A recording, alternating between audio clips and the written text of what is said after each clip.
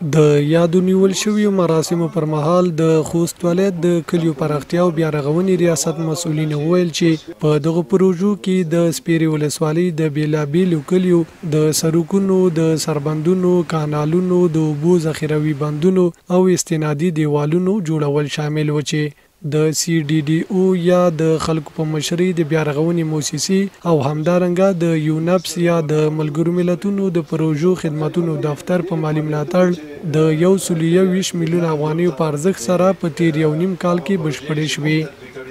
په دغه پروژه باندې مالی لګښت سب باندې 100 میلیونه بودیجه چې مقصد کاریګرو ته او انکشافي برخې لپاره ځانګړې شوې وه او 120 میلیونه افغانۍ په لګښت دا پروژې تکمیل شولې. موږ ولس ته ډاډ اطمینان ورکوو چې اسلامي امارتو خصوصا د خوست ولایتي اداره او اقتصاد ریاست اداره او د بیا رغونې په کارونو کې جدي ده او مقصد ښه حرص لري چې مقصد د ولس ته ښه خدماتو په صحیح معنی سره واقعي.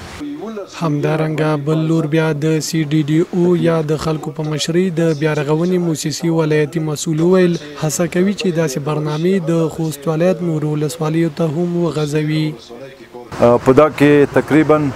1,70,000 کاري ورځې وي چې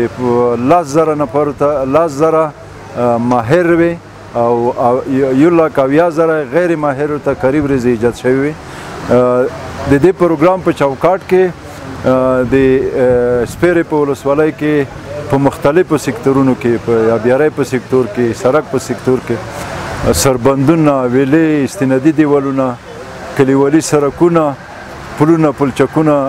ترمیم شول. د سیمې اوسیدونکو بیا د یادو پروژو په تطبیق سره خوښ وو او همدارنګه یې زیاته کړه چې نه یوازې په دې پروژو سره په بیلابیلو برخو کې سهولتونه ورته برابر شول تر څنګ خلکو ته د کار زمینه هم برابر شوې وه چې خپل کورنیو ته حلاله روزي پیدا کوله او همدارنګه یې د سړکونو زراعت روغتیا د ښوونځیو او مدرسو د جوړولو غوښتنې هم وکړې. می خلک د غربت کچه ډیره ټیټه ده کاروبار نشته په دې ولسوالۍ کې می خلک د نېره د کار زمینه برابره کړي او خلک ډېر ستونزو سره مخامخ دي. همداکس د صحت په برخه کې د دوی ستونزو سره مخامخ دي د سړک په برخه کې د ستونزو سره مخامخ دي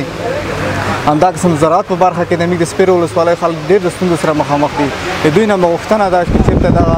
مې غوښتنې دوی ټولو چارواکو ته ورسوي موږ سره په دې برخه کې همکاري وکړو. سپیرې ولسوالۍ چې وایي طرفي ولسوالي ده په دغه کې دا پروژې د خلکو پر ډېره مهمې وي. دا چې په د زراعت په برخه کې او همدارنګه هغه ځوانان چې دوی دغسې ګرځېدل هیڅ کاروبار نه و کار نه و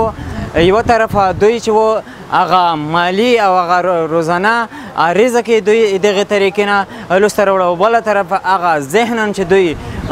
خراب وي او ذهنا دوی برابر شول. د یادولو ده چې له دې وړاندې هم د یونپس همکاري موسسې له لوري د خوست ښاروالۍ سره د ښې همغږۍ په شتون کې 28 رغنیزې پروژې چې د کلیوالي کوڅو پخول او د سیمې کسانو ته د کاري فرصتونو رامنځته کول یې مهم اهداف و. ګڼې پروژې ګټې اخیستنې ته وسپارل شوې.